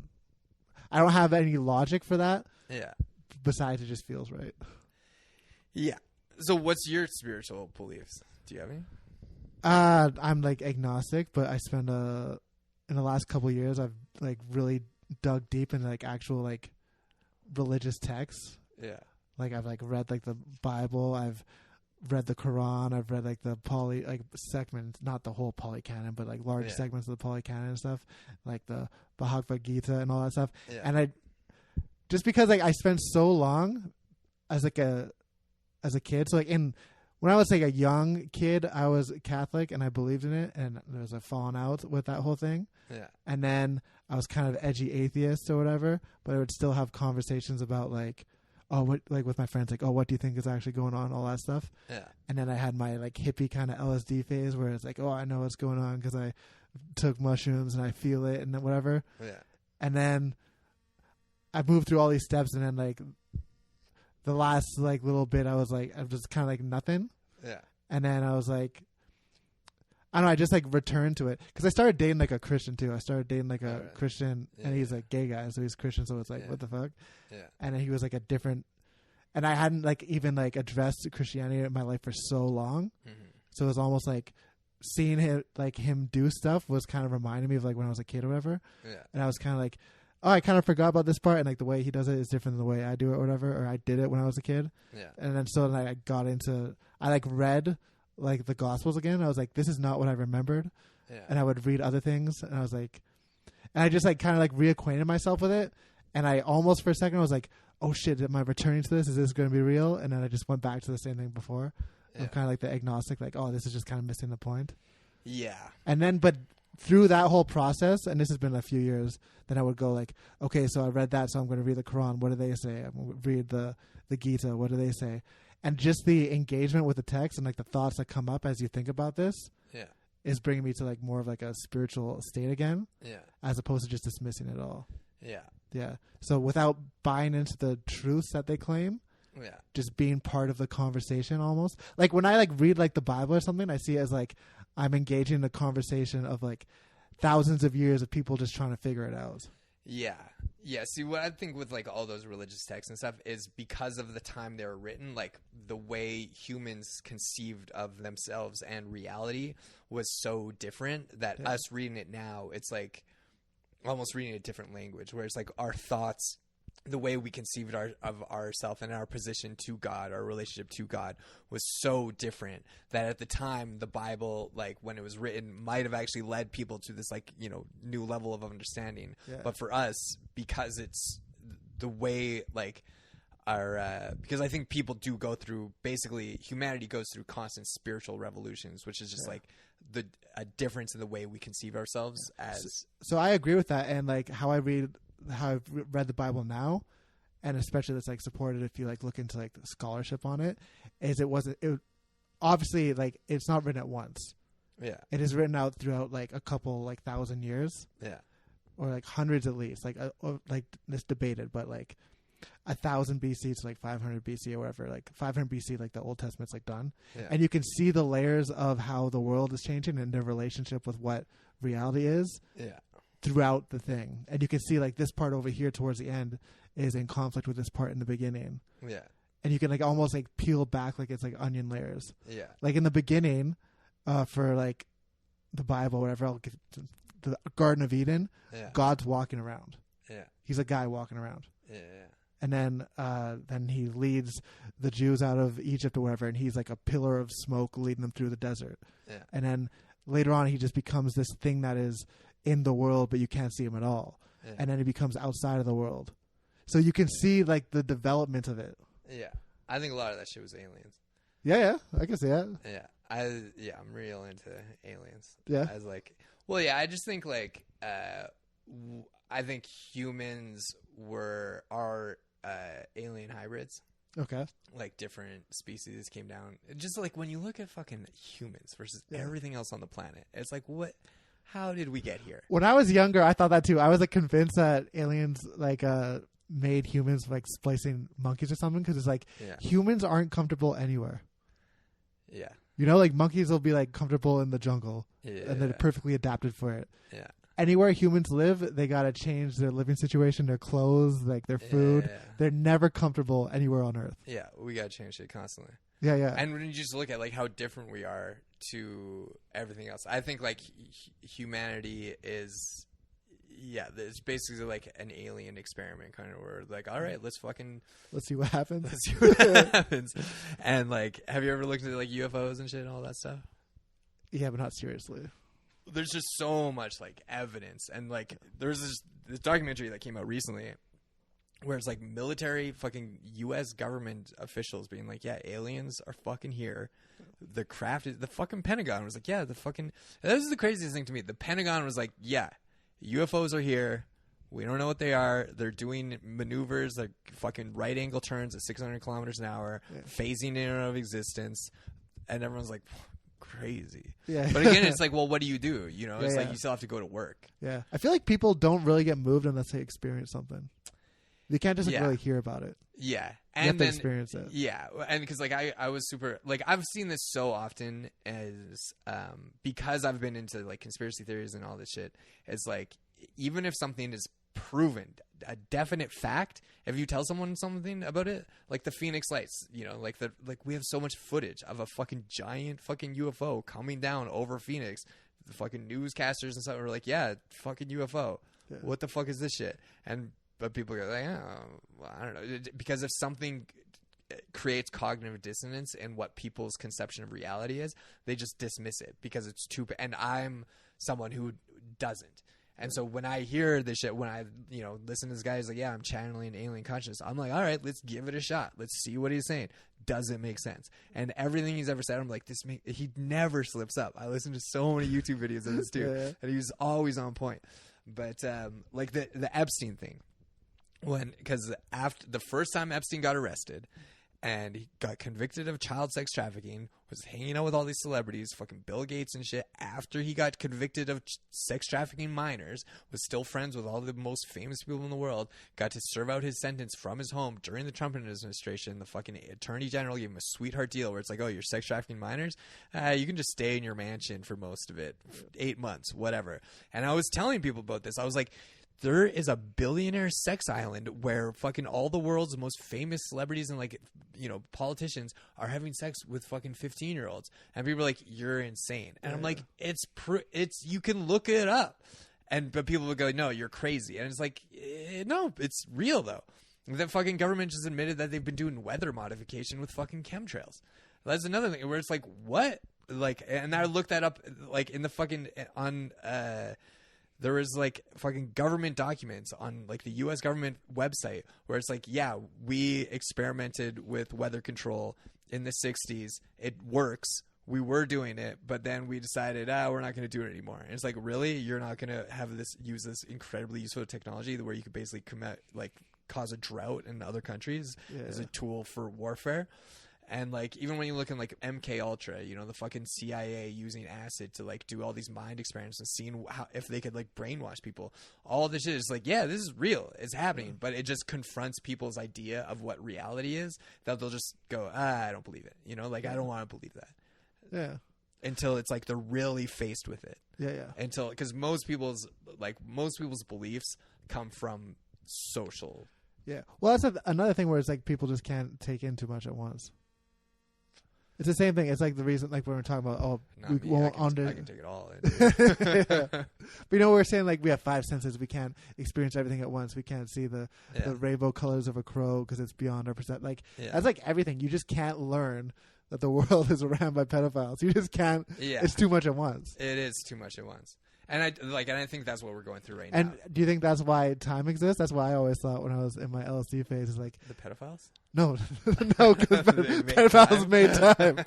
Yeah, just make it stop. Although when you look at it, it's like fucking. It's been pedophiles all throughout history. It's like this. It's like an ancient, like ritual. You can say ancient art. You know, but like pedophiles control time. Like I do trying to make sure we don't age anymore. Like I think something that fucks people up is not realizing that the worst of humanity has been running things for a very long time. Yeah. Because and it just makes sense. Like, you know, as soon as humans started gathering, it's like, who are the people who are going to rise to the top? It's going to be the narcissists, the sociopaths. It's like bad to take. It's not bad to take. Bad and good, whatever. I'm just going to say bad so it's simple. It's like it's good to give, it's bad to take. What do you mean? Like acquiring stuff. Like if you want a bunch of money, you want a bunch of food, you want a bunch of land. Yeah. That like corrupts you, I feel. Oh, for sure. And so that's why they will lead. Yeah, exactly. You know? Yeah, they want control. They want power. They want to maintain control and power. So it's like the greedy people will always be the ones on top because they're motivated by that. Yeah.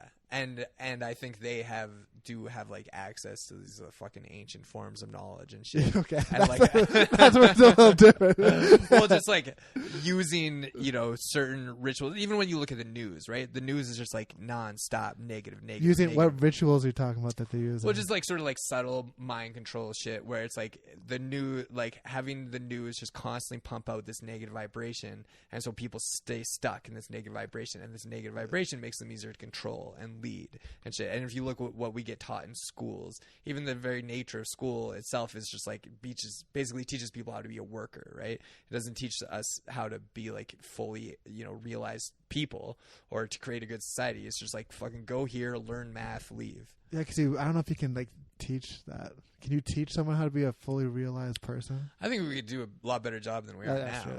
Yeah. If like even the stuff you learn like social studies, like when I was in the mental hospital, I was helping this girl with her social studies homework, and it was just like she was doing a unit on capitalism, and the entire unit was like, if you try anything else, your society will burn. Yeah. And it's like, oh, crazy. I remember learning this shit, Yeah. And it's like, and I'm in a weird place with capitalism where it's like, I do think that markets, especially at this point in spiritual evolution, is like, we do need markets. Because it's like, someone's got to fucking shovel shit. And who's going to do it if you don't pay them? Right. But I think like the easy answer to solve all our problems is just social housing. Like have a program where it's like we have social housing, social food, socialized medicine, and then but it's like it's not sick. And so if you want to compete and like go and do because I think humans do have like a natural competitive urge, which is healthy. It's like if you want to fucking be a famous comedian, you want to do all this and this, it's like you still like, because I think like full socialism where it's just like everyone's equal, that sounds sort of like hell to me. Whereas like there's nothing to distinguish you just the government tells you what job you do all to create the socialist utopia. It sounds very horrible. But if it's like socialized housing where it's like you get a fucking 1-bedroom apartment and or whatever, you can live in a not great house, you're not gonna have a great car, you're not gonna have like the coolest shit, but you're not gonna fucking be on the streets. And I think if we just had that, the entire economy would restructure around that. Because right now if you had that, most like every fast food worker would just quit their job, right? But then it would be like, well, we still need fast food workers, okay, pay them more then, and then some people will fucking do it. Right now it's like, if you don't want to be a fast food worker, okay, well, then be homeless, Okay. That's my answer to this. Self-capitalism. Yeah, okay. I know nothing about economics. I can't even say it. I can't even say the word properly. But I don't know. Maybe that'll work. Yeah. I started following this guy, Professor Jiang, for a bit. Yeah. Who's not a real professor. Okay. And he was getting really into like some deep conspiracy theory level shit where I was like, man, this guy fucking knows the truth. I think this guy's popping up on my feed. I think. Yeah, but then he was like, the moon landing wasn't real, and I was like, oh, okay. Yeah. I think this guy's full of shit now. Yeah. Big moon guy. Yeah. Well, just like for me, when you look at any conspiracy, like, because I look at conspiracies where it's like, I only believe the shit there's proof for. And there's a lot of fucking conspiracy, like the fucking WF and the Great Reset. That's a fucking document they put out. And if you say Great Reset, I've seen it so often when people's faces like, "Oh, you're a conspiracy theorist." It's like, no, it's a book they made talking about what they want to do, which is basically merge governments and corporations using fucking ESG scores, which is DEI and then climate change initiatives to prove that corporations are benevolent and be like, oh, look, we're solving climate change and we hired a bunch of like minorities. So we have a high ESG score. That means you can trust us. All that shit is all bullshit. Fucking Carney is fully invested in Canada. That's all, so much that Canada's been doing has been all this fucking, globalist bullshit. And it's like, you can say it's conspiracy, but it's not. It's like there's evidence for it. They're saying that's what they're doing. Yeah. There's all these fucking documents and shit. And so but any conspiracy, it's like if you want me to believe your fucking conspiracy theory, what's the proof? Is it more likely that your proof is true? And it's like the fucking moon landing. It's like they brought rocks back. We can see the shit on the moon from where they landed. Like the Russians were like, yeah, they went to the moon. Why would the Russians do like the amount of people who would have to be lying is astronomical. Yeah. Fucking, and so it's just like it seems pretty obvious. But I mean, I don't know. I wasn't on the fucking moon. Yeah. It sounds like you've been on the moon. What about the alien guy? Does he say anything about the moon? The channel of Bashar? Yeah. He's never. I don't know, but he's very anti-conspiracy theory because he's like, yeah. Well, he's just like like one of his things is like the more you spend time focusing, he's like, yeah, of course, a lot of conspiracies are true, but what does that have to do with your life? Yeah. And so getting obsessed with conspiracy, like every time I've been obsessed with conspiracy theories and like Illuminati is fucking do it, I get in a super negative place. I spend so much time just looking at conspiracy theory bullshit, not taking positive steps in my own life. So why don't you just stop looking at it? Why don't you just shave your head and fucking go out into the street? Oh, I guess so. Yeah, fuck, eh? Yeah. Why don't I stop looking at it? Why don't you just become like I don't know. Well, I have mostly. So yeah, you have? Yeah, I mostly don't pay attention. Okay, it sounds like it's still very much on the forefront of your mind. Well, it's just because the government of Canada is so fucked. They're just stealing so much money from people to fucking give to these fucking programs that are not helping anybody. And it's just like I just get so frustrated with Canada and people not seeing what they're doing. Where it's like we're spending so much money on these bullshit initiatives that there's no auditing, they're never proven to help anybody. All this money, like billions and billions of dollars, when fucking people can't afford food in this country, and you're giving it not even to help anyone. If you're just giving it to like fucking help Haiti or whatever, like yeah, sure, but you're doing it on these bullshit initiatives that are just all these fucking this weird shit, and you're just taking money from people. And like Canada is like, I feel like Canada is like a fucking test ground for the Illuminati to be like, how far can we push people before they actually do something about it? Oh, yeah. But I do you think you're going to do something about it eventually? No. No, I don't want to. Because it's like I still have control over my own life. Yeah. You know. So then it's kind of like you're like I'm going to play armchair psychologist here. You're so engrossed in this stuff and you're so impassioned about it, but you admitted you're never going to do anything about it. Well, so why don't you just like not pay attention to it? I agree. That is the healthy response. Yeah. Like to a certain extent, because I do think like you can't just be ignorant and not help the world. Yeah, if you know like I do believe in democracy and holding your government accountable, and that's the shit. Like the amount of fucking just outright criminal action that the federal government is doing, that the Supreme Court of Canada is like, you are doing crimes. Yeah. Like that was part of the reason they prorogued government, is because the $250 million green slush fund that liberal MPs were just giving them to themselves and their friends, and they've been caught doing this over and over, just stealing so much fucking money in ways that are just like, no, this is criminal behavior. You're supposed to hand over these documents to the RCMP, and no one in Canada knows about it because our fucking press is funded by the federal government. Yeah.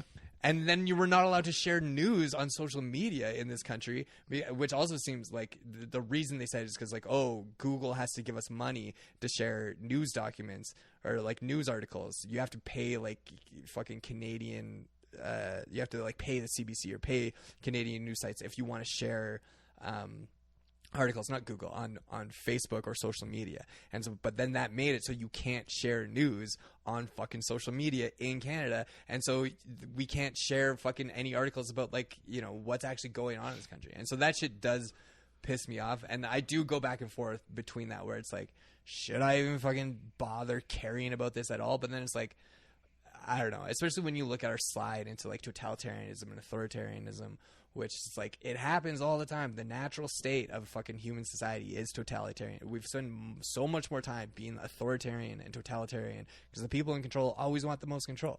And like democracy and freedom is always like, it's so rare historically that like I just think you do have to shit talk the government. And it makes me so mad because people shit talk their neighbors constantly. People are like, go, oh, you listen to Joe Rogan? People shit talk the government all the time. They do, but not enough. Okay, I don't think. Okay. Well, I just think like the amount that people like will criticize comedians or criticize, like I get it all the time. People criticize the government more than they criticize comedians. 1,000%. I've never been in like a break room at like a job and people been like, these fucking comedians. Yeah, never happened. That's true.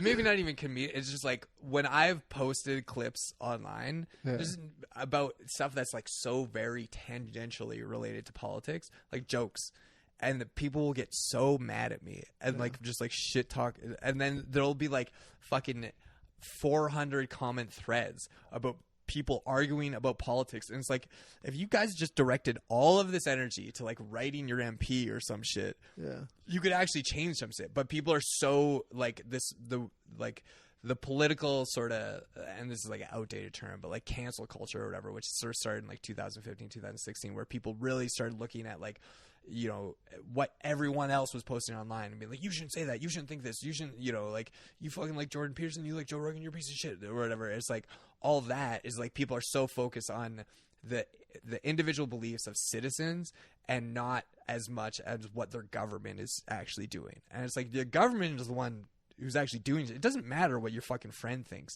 He might vote the wrong way, but it's still the government, and no matter who you're voting for, they're doing evil shit. Yeah. You know? Yeah.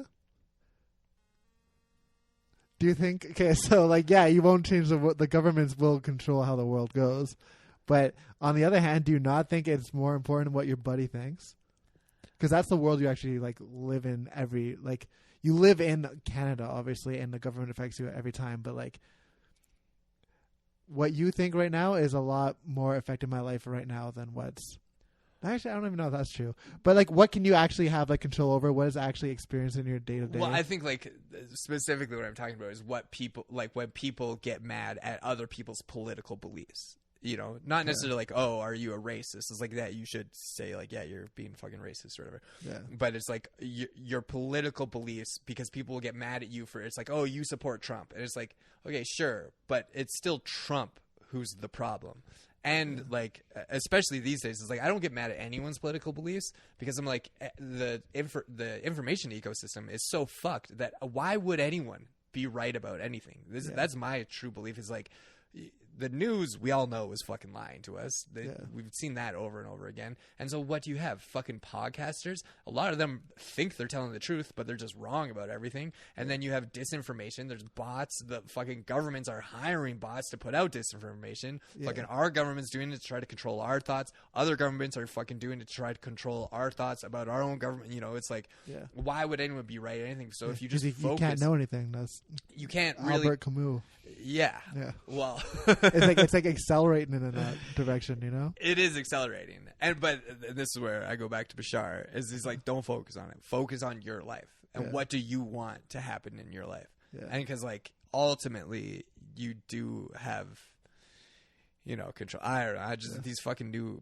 These new bills are the fucking. It's just like the fucking liberals in power. There's so much shit that's wrong with the country, and every bill that they're trying to pass is about suppressing speech. It's so funny how you're constantly like, I just hate you them. talk about the government for so long, and you're so like, much. you can't control the government. You just got to focus on your life, and then instantly you'll talk about the government again. It's just, you can't bring yourself to focus on your life. Well, it's because like we do have control, right? Like we can not vote these people in, and it's like I get people don't want to vote for the conservatives, but it's like the fucking liberals. It's like everything that you're possibly afraid that the conservatives might do, the liberal. It's so insane that Carney fucking got elected, imposed an austerity budget that increases the deficit, and it committed to 5% military spending, which is 2.5 times higher than Canada's ever fucking spent in history, and people are still just like, fucking sick. Like they just don't. I don't understand this country. Yeah, I don't understand how people are okay with them. Yeah, I hate them so fucking much. Maybe I'm willfully ignorant. I don't know. I don't. I don't really care. Yeah. Well, I mean, I'm like a nerd. Jane Stanton was telling me about this podcast that my ex and this comedian Ari was on. Yeah. And so I was trying to look it up, and like the Google AI overview, it was like, so I just Googled their two names, and they're like, oh, these are these two comedians, and then the Google AI overview said that they also have a close relationship to a comedian, Levi McCatchin, who's known for getting riled up about social issues. There you go. And I was like, fucking Google, you got my ass. There you go. Because I like, it's the way I was raised. Like my dad, when we were kids, like 5, my dad would come home and be like, who's the enemy, kids? And we'd be like, the government. Like he trained us to say that. Yeah. And so I absorbed my dad's anxiety because he's like fucking spent his time, like his life being involved in legal battles against the government, and knows how fucking crooked and fucking corrupt they are. And it's like every government is, but it's like I think it's part of my hatred from authority, which has to do with my childhood rejection of my father. And so I fucking hate authority. And the liberals are just switching us further into fucking authoritarianism. And it just makes me so mad. Yeah. And so it's like, I don't know. I don't know. That is your passion, though, I guess.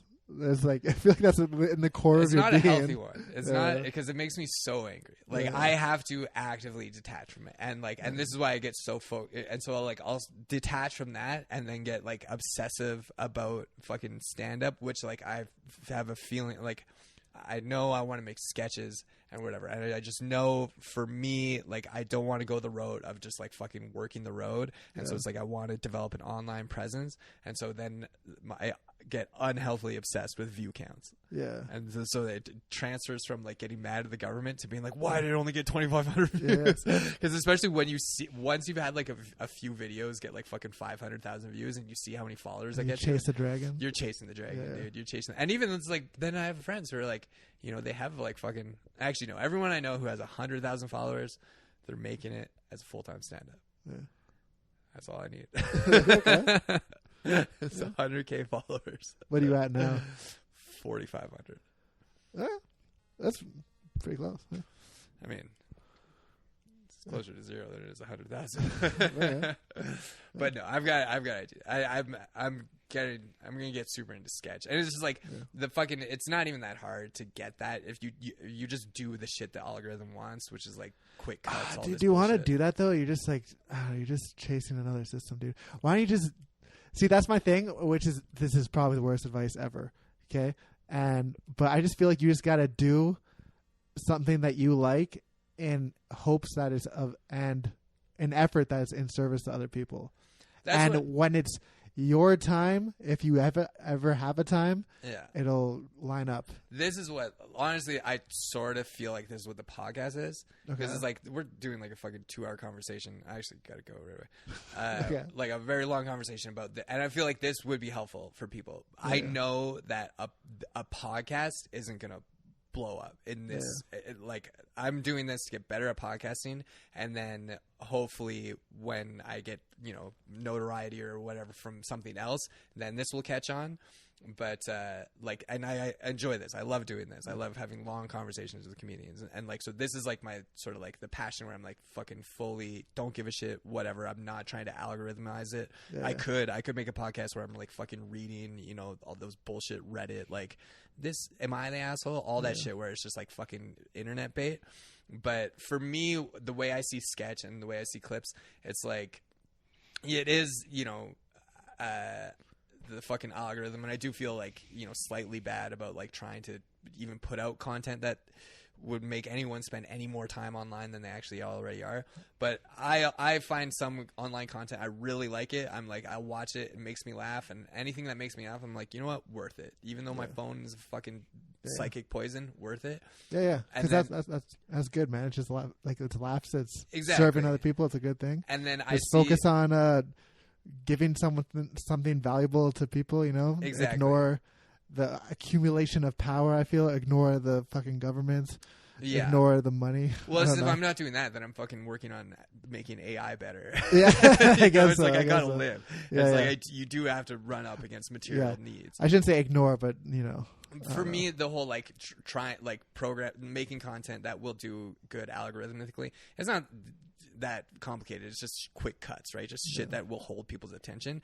And so how I see that is like, if you're famous, or if you want to be a famous comedian, like very few people ever make it just through stand-up. People who want to do it just through stand-up, it's like, that's never, it happened more in the past when there was an industry, but even then it was like, you would do stand-up, then get booked on a TV role, or you could do stand-up and then, you know, get a writing job for Saturday Night Live. And then on Saturday Night Live, it's not like you're fucking doing exactly what you want to do. You're going to have to do a bunch of bullshit that you don't want to do. And so I see it as like, it was trying to make content for the algorithm is just a writing exercise. Okay. And then if I can do that, then I can make more longer form content or make a movie, which is ultimately what I want to do. But it's like, this is an avenue that people take that's well tread to get more success. And then even if like you have 100,000 followers, then you can get more fucking people to do, I get, more famous people to do the podcast. I fucking can, if I get, fucking a famous comedian to do the podcast, then I can put, one of my friends on who's not famous at all. That helps them, Yeah. It's all like, because ultimately I do what I want to give back so much, and I've always wanted this, is to Canadian comedians who, like, most people don't even realize how fucking far away we are from the actual media ecosystem here. Because of the fucking government, because they don't have any desire to actually make something that people watches. Like, Canada is the same size Korea. Korea is an entertainment fucking juggernaut because of the way the entertainment ecosystem is made. Here, I'm not even getting into it because I don't want to shit talk the people who might give me a job. Yeah. But we're just so far. It's so fucked. And so, like, I do want to help Canadian comedians, because those are like my friends, those are people I care about. And so ultimately that's how I can like justify like, oh, if I can get famous, I can help other people, Yeah, that's good. Yeah, that's a good way to live life, dude. Yeah. All right. Let's see wrap it up too. Yeah. You want to plug your socials? At Maxwell Comic on Instagram. All right, sick. You have any closing thoughts for how to save the world? Fucking render unto Caesar what is Caesar's, buddy. That's perfect.